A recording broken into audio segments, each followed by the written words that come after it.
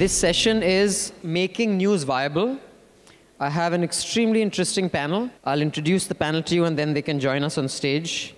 There is Durga Raghunath. Durga, please. Durga is the co-founder of Juggernaut Books. She has previously worked with Zomato, Network 18 Digital, moneycontrol.com. She is also the co-founder of First Post and has worked as its chief executive officer. She is currently with Scroll.in and Quartz India. Welcome, Durga. Thank you for coming. Then Rohin Dharmakumar. Rohin is the co-founder and CEO of The Ken. It's a subscription-based business journalism site that started in October 2016. In a very short period of time, I must tell you, it has made several ripples. I'm a subscriber. I'm sure your database shows you that. Rohan holds an MBA from the Indian Institute of Management, IIM Kolkata, and an engineering degree in computer science from RVCE, Bangalore. Thank you for coming, Rohan. Rob Wijnberg. At the age of 27, Rob became the youngest editor-in-chief of a national daily newspaper in Europe at nrc.next, the morning edition of leading Dutch daily NRC Handelsblad. That's how you pronounce it?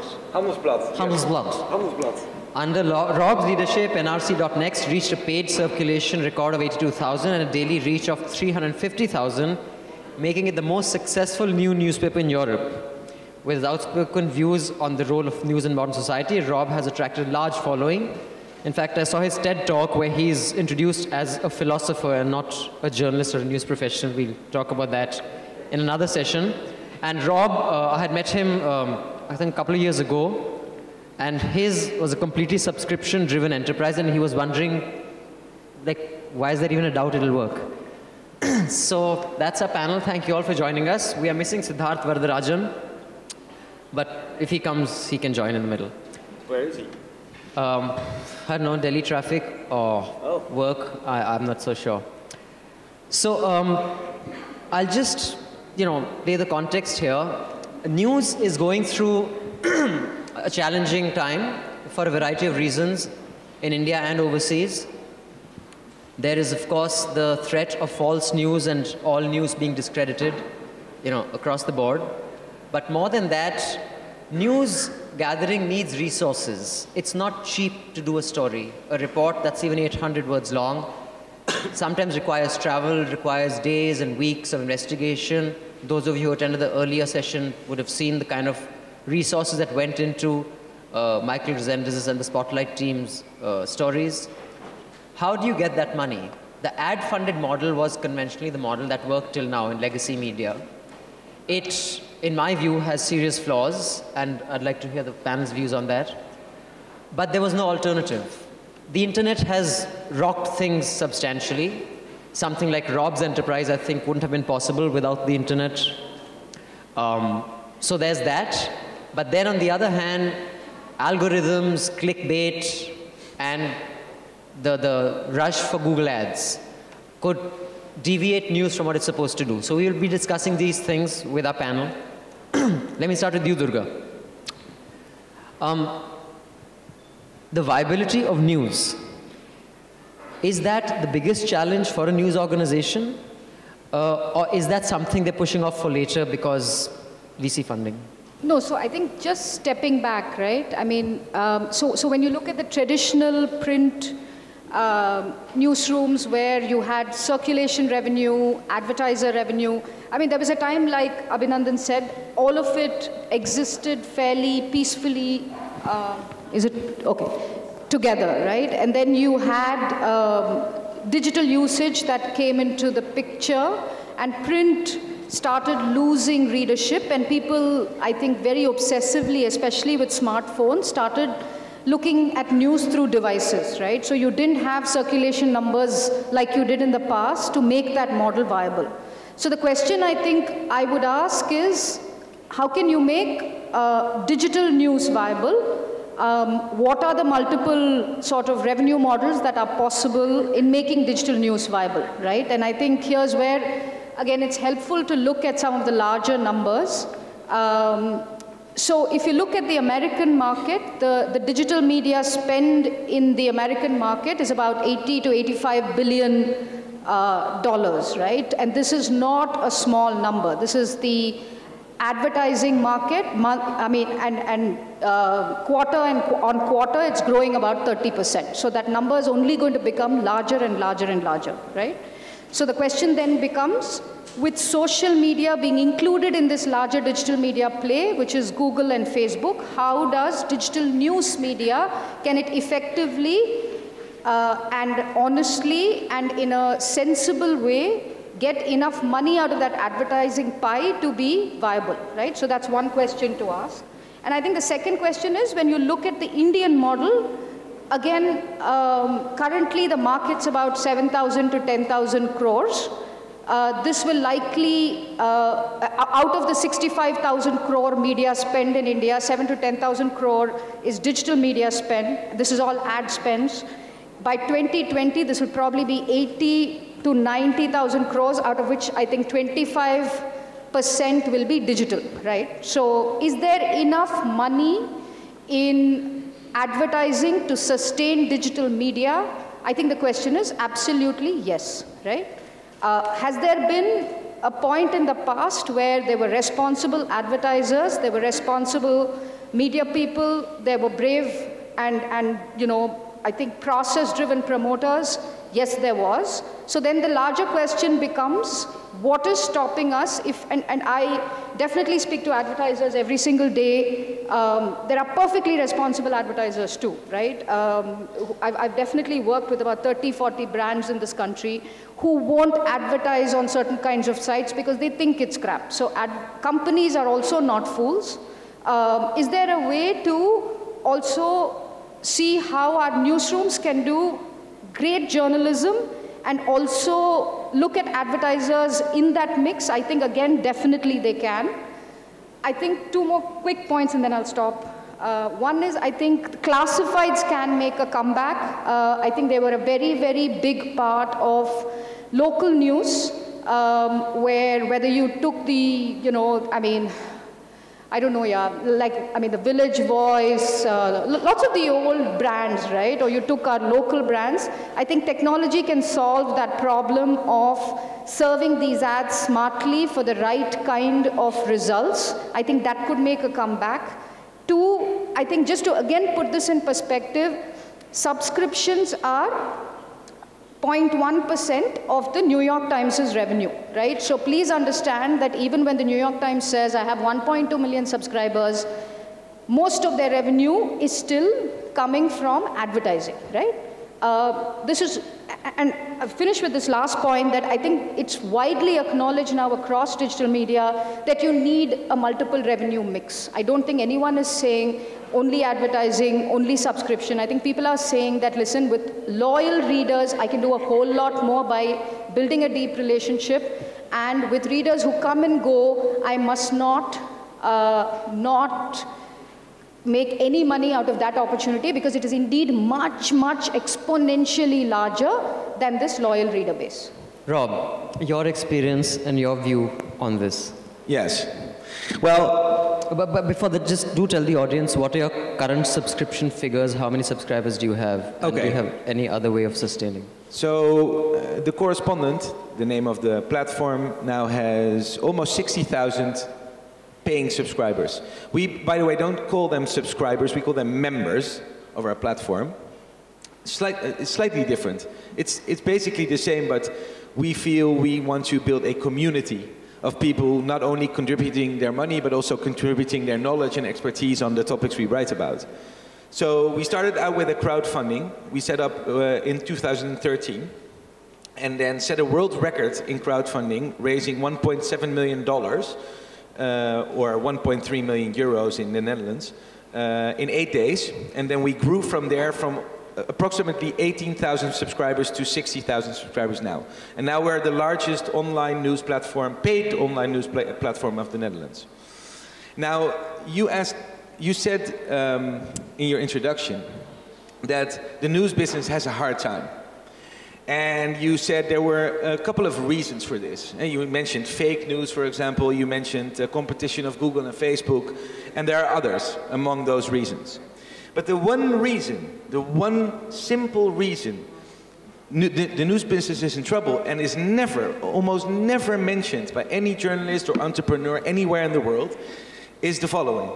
News is a terrible product. News is a failing, terrible product. It promises audiences, citizens all over the world, that if you follow the news, you will understand what is happening in the world. It's called current affairs. If you follow the news, you will understand what is happening around you. But if you look closely at what news actually is about, then you will soon see that news actually does the opposite of what it promises. So news tells you the exceptions to the rule, the sensational exceptions to the rule. And if you see just the exceptions to the rule, just what happens today and never what happens every day, then in the end of the day, you will understand exactly how the world doesn't work. If you understand the world only through news, you will have missed every important development in society ever known to man. So, thank you. So almost everything society is about, every development that people that influences people's lives, all the things that people actually care about, is rarely in the news. News is about I don't know, accidents and exceptions to what happens on a daily basis. So the fundamental question I asked when I started a news platform is, what should news be about? And if you want to promise your readers that following the news you offer helps them understand the world, helps them know the world around them, and helps them cope with that world around them, then you have to fundamentally redefine what the news is about. It cannot be about exceptions, it must be about rules, it must be about structures. When you say you're changing the product, how do you do that? So there are many different ways we change the product. The most important part is the business model we fit into the platform. So first of all, we got rid of the ads. An ad model cannot sustain quality journalism, in my view, because if you have to sell ads, then the attention of your audience becomes the product you sell. So you sell your audience to advertisers, and if you sell your audience, then it's the basic model is not catering to your audience, but selling them to a third party. So we got rid of the ads, and the second most important thing is we told our journalists, there's no deadline, there's no amount of stories you have to write, there's no amount of words you can use.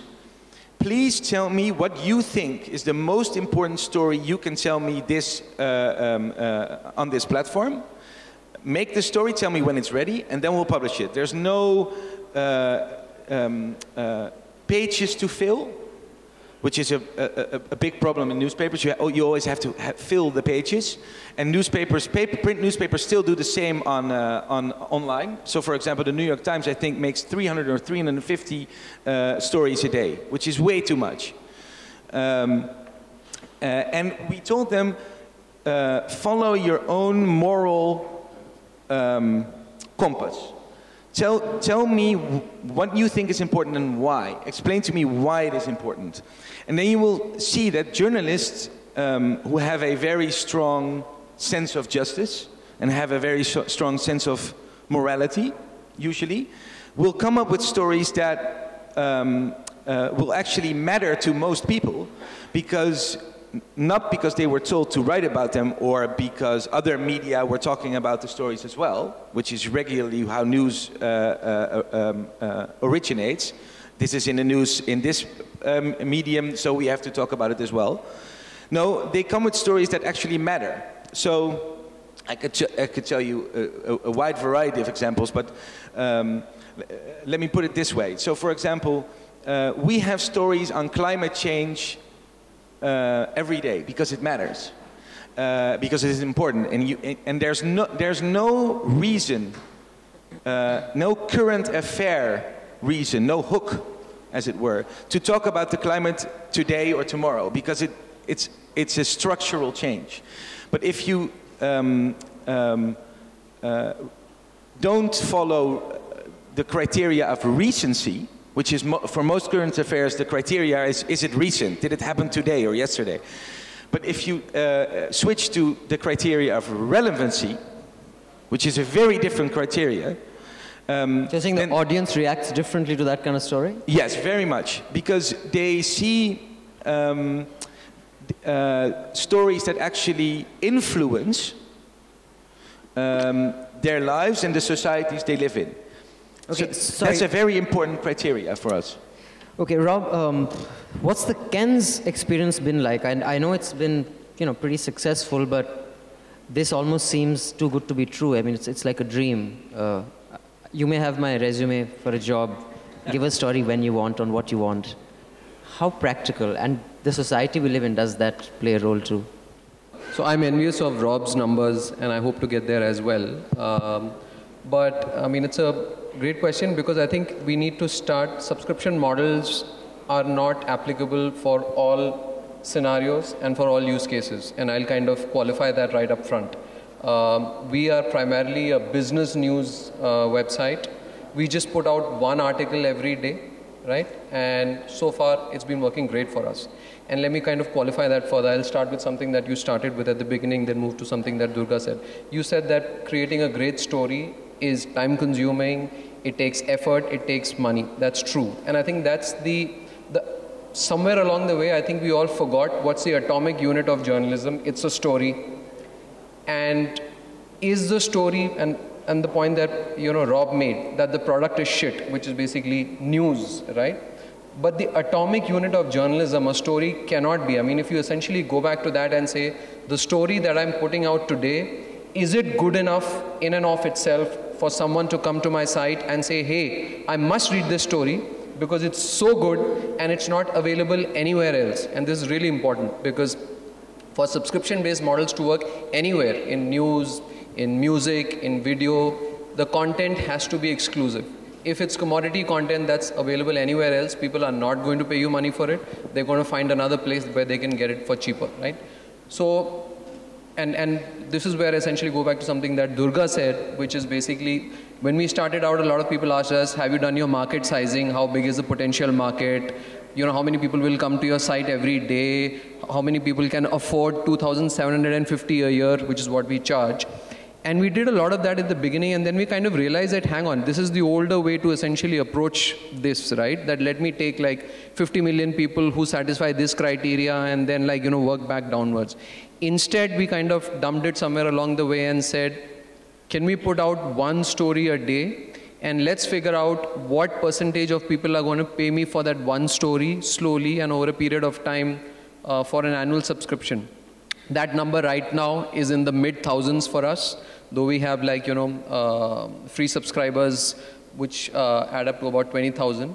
And that's been a slow journey, because unlike Rob's experience and Western democracies, where I think there is a history of valuing news and paying for it, somewhere along the way I think news has gotten commoditized in India, and it's none of us pay market price for news, right? And we don't realize it, that it's all being subsidized through advertising.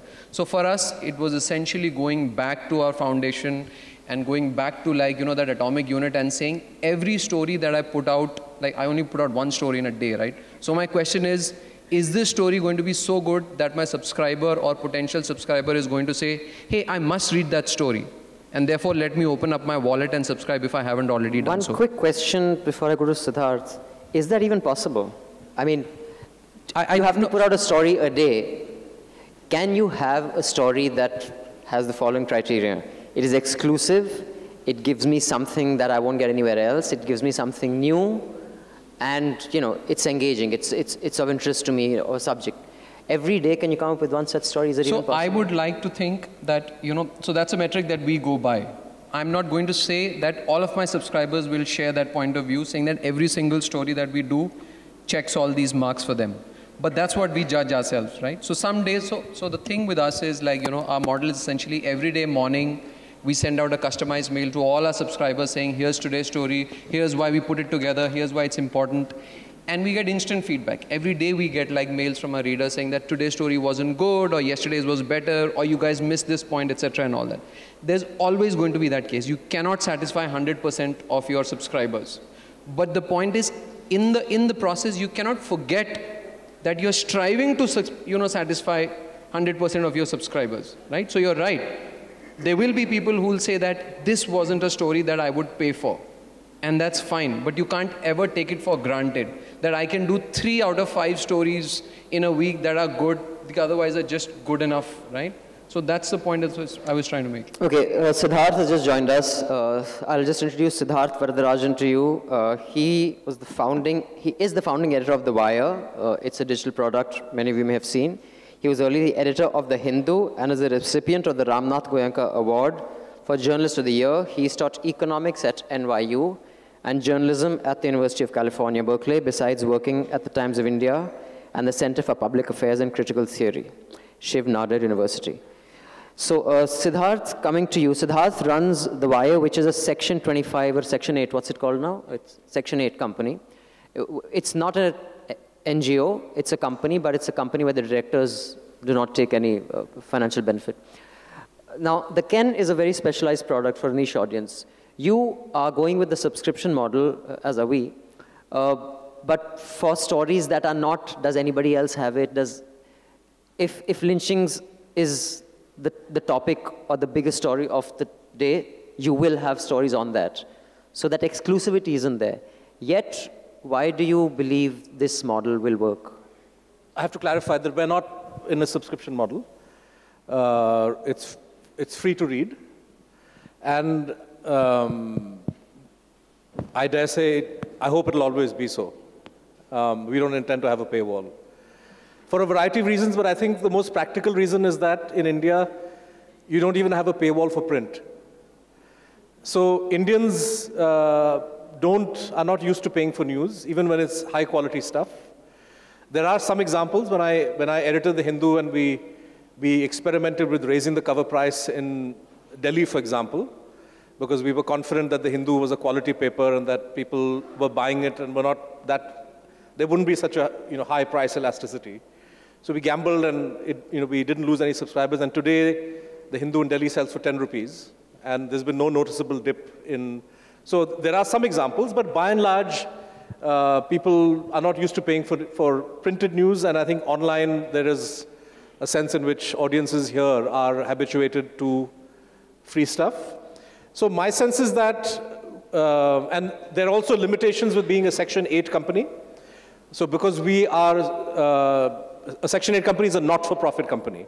And we consciously chose to be not-for-profit for the main reason being that our sense in surveying what was wrong with the big media in India and the obvious decline in editorial quality, editorial integrity was that this was linked to the business model, which may have had some virtue 40 or 50 years ago, but today is broken and today is working at cross purposes to editorial values and editorial integrity. So we said, rather than going the conventional way of having an angel investor and advertising driven and then being susceptible to all the kind of pressures that we see a Hindustan Times or even an EPW or whoever it is being susceptible, we thought we would avoid that by being a not-for-profit and rely on philanthropy and eventually rely on readers. Sorry, but even EPW is a trust. EPW is a trust. So I mean, that doesn't insulate you from pressure. No, but EPW is a trust which does not really rely on its readers. Okay, so it's a trust that, in a way, as long as on the largest of donors. Yeah. So I would say that even though we have we got off the ground on our own savings, we scaled up thanks to large donors, but we realized that this is a limited window.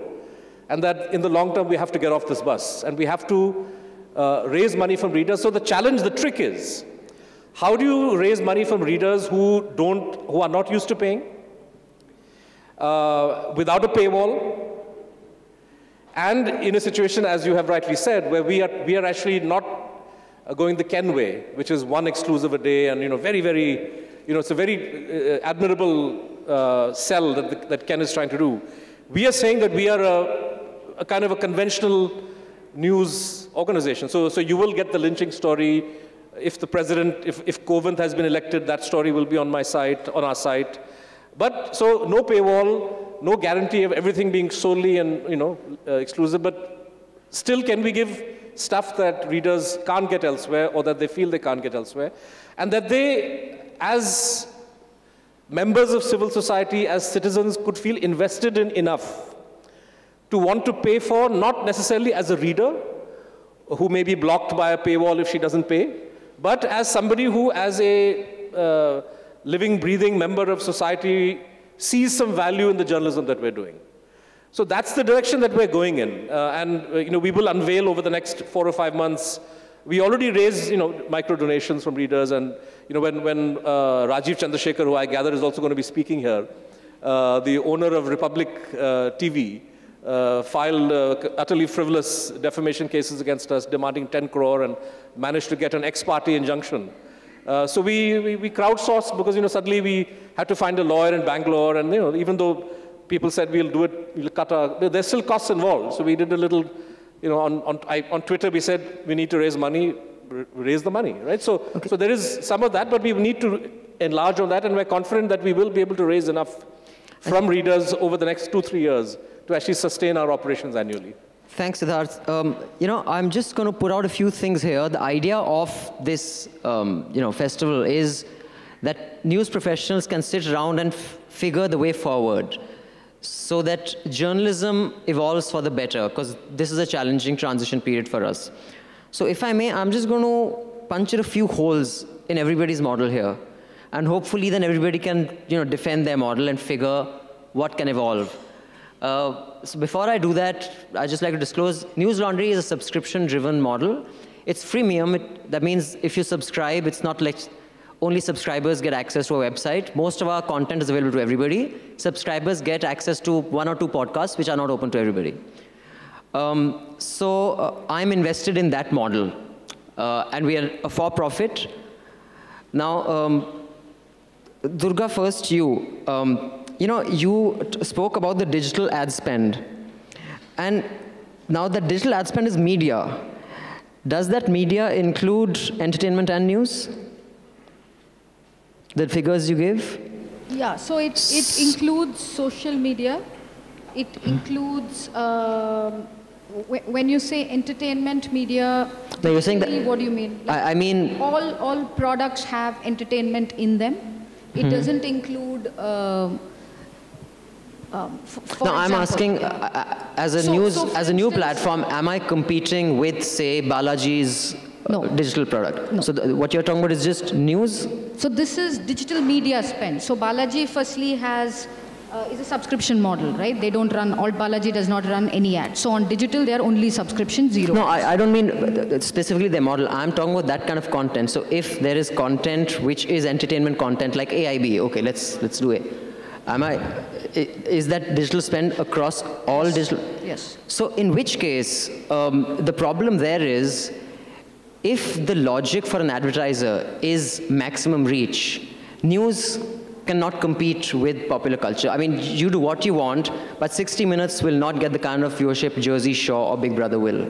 So the way I see it, that battle is lost. Because the moment news starts competing with that, then you are doing Kardashian breaks the internet, Deepika Padukone's cleavage.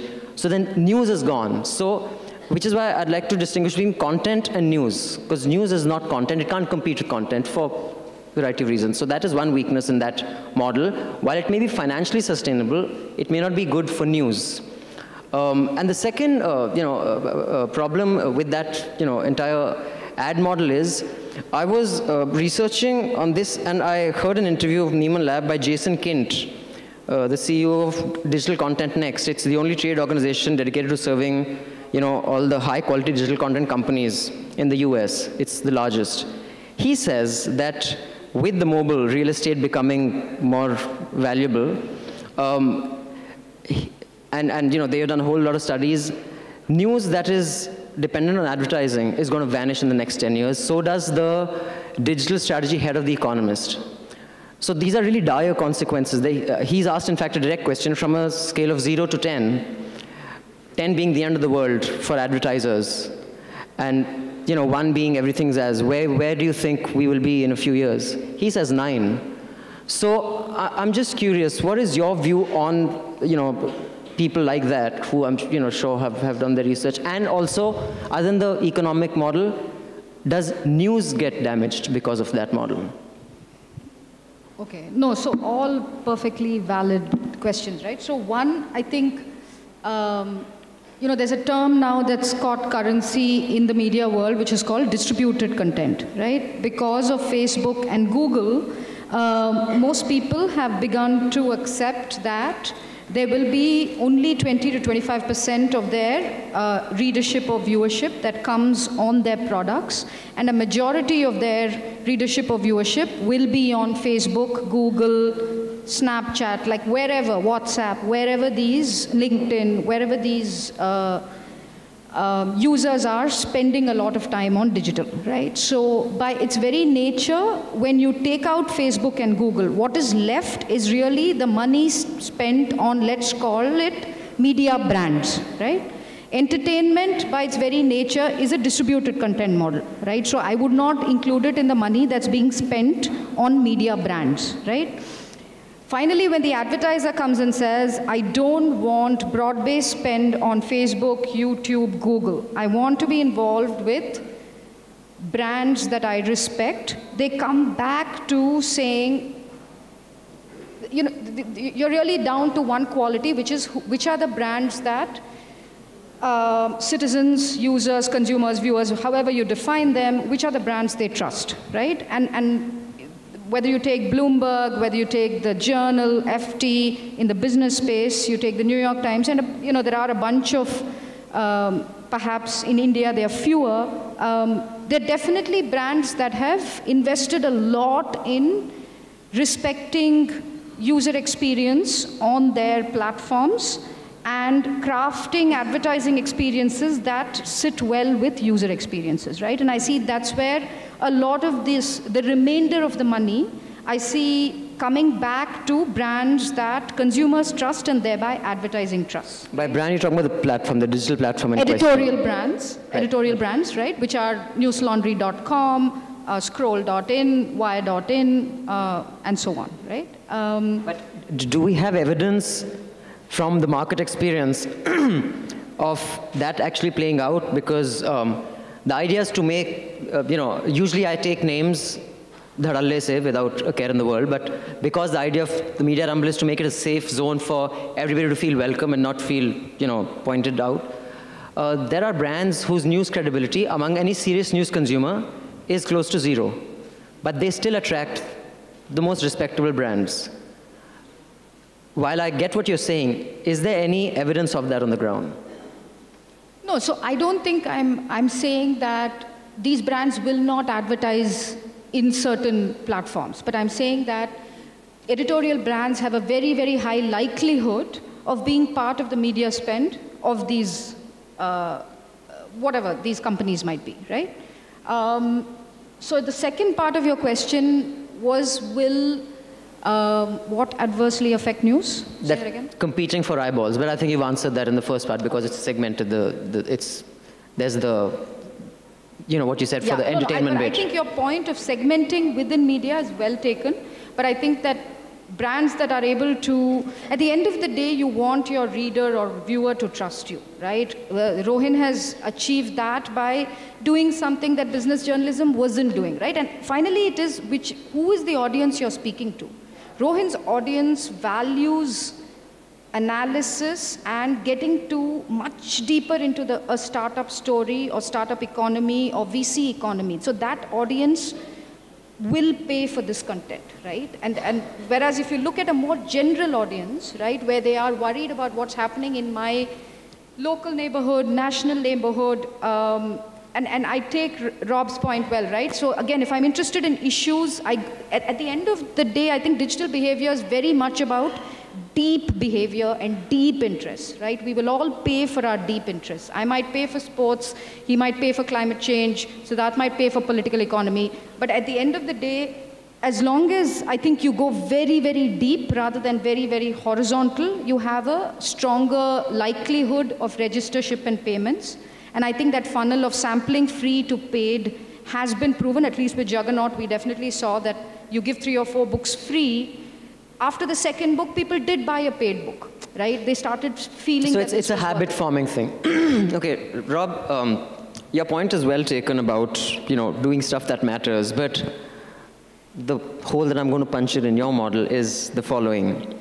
And I'm not putting a value judgment here if it's good or bad. Evolution, history, geography has made it such. You belong to a country with a small population where no one's dying of hunger. And I don't mean this in a frivolous way, but for someone who doesn't have 2,000 calories in a day, climate change means nothing. And for most of India, climate change is irrelevant. And I can understand why. I may not think it's good from an existential point of view, but existential pursuits are a luxury for those sitting on a full stomach.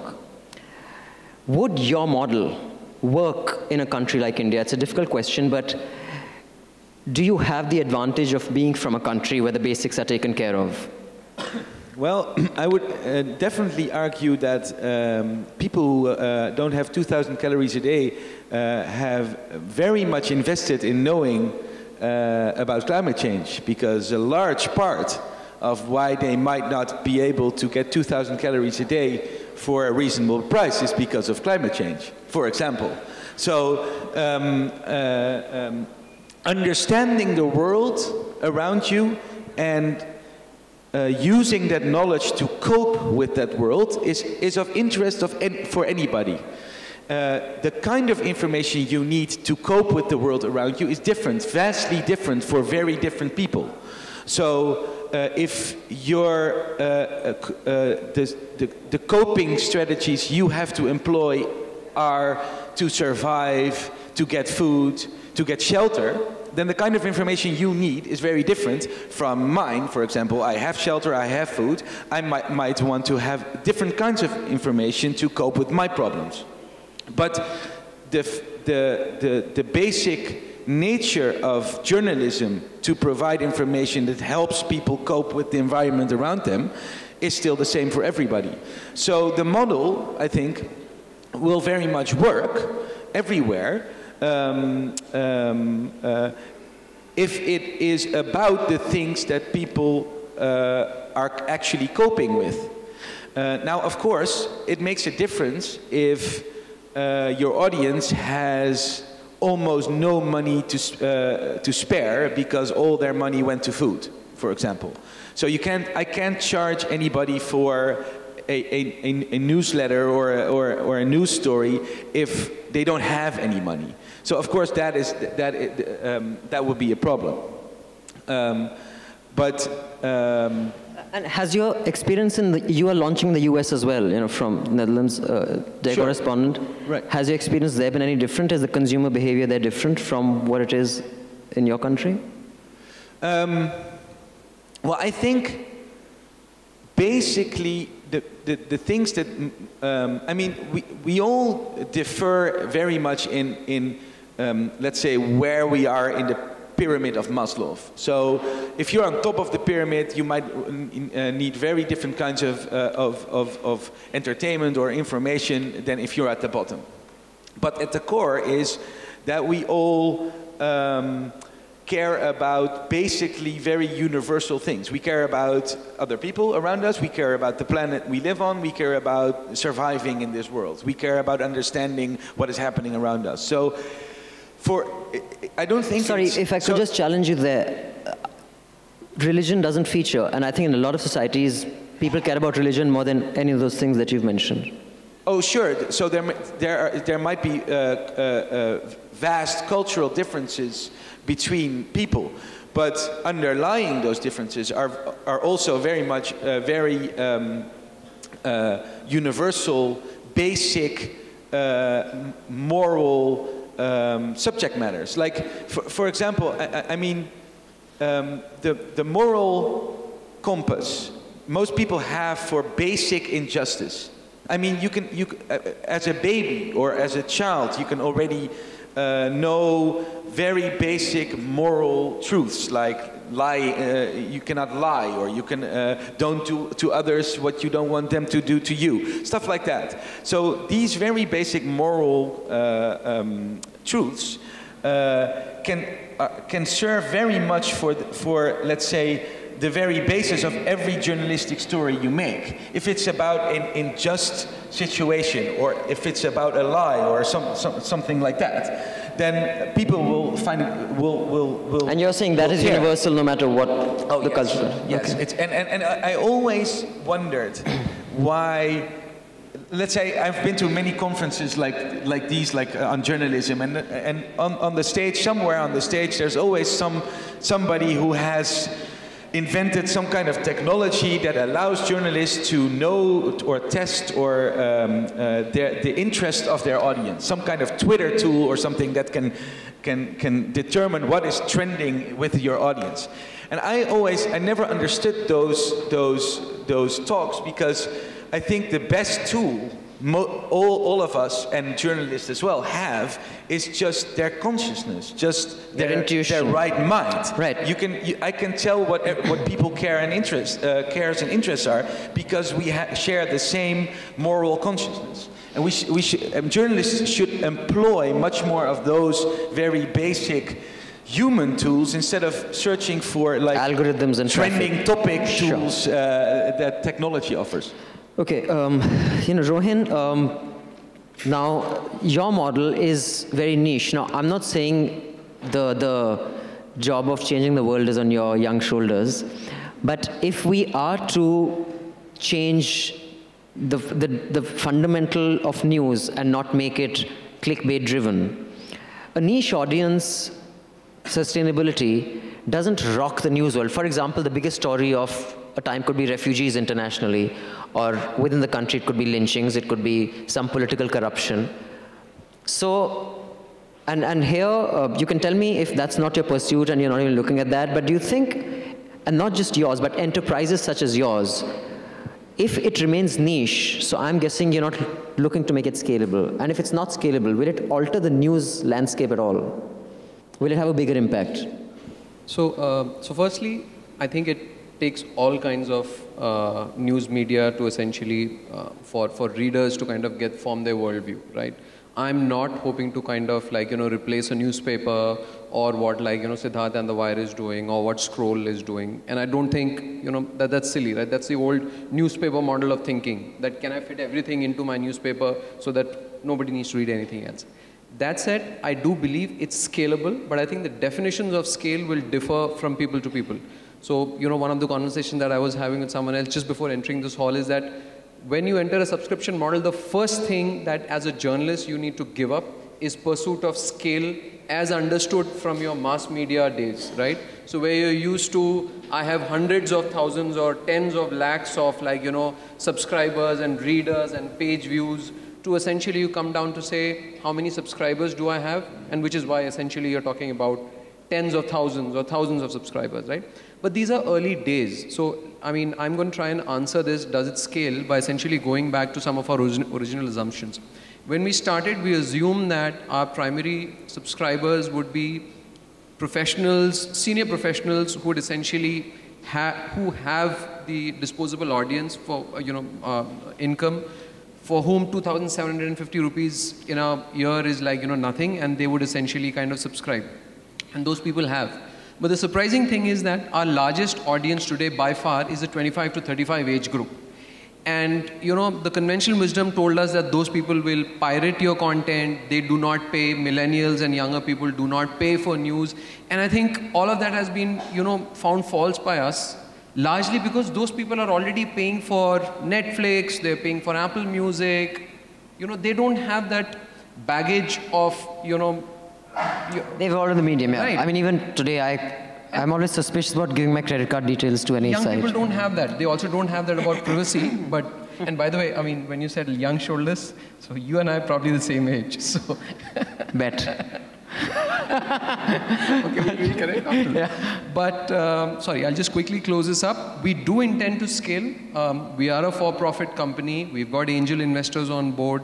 We will bring on more investors. We continue to grow. We will continue to grow into newer spaces, into newer formats, into newer ways of delivery and all that. We are not a hobby business. But will our scale reach a wire scale or scroll scale? No. And I'm comfortable with that, and I made peace with that right on day one. Okay, Siddharth, now I'm not saying the job of changing the world is on your aged shoulders either, but can a not-for-profit company impact news? I mean, the parallel I'd like to draw is an NGO doesn't change governance. A party does. And we've seen that in the recent past where an NGO evolved into a political party. And what they could do as a political party, for the last 10 years, they've been trying to do that. As an NGO, they couldn't do jack.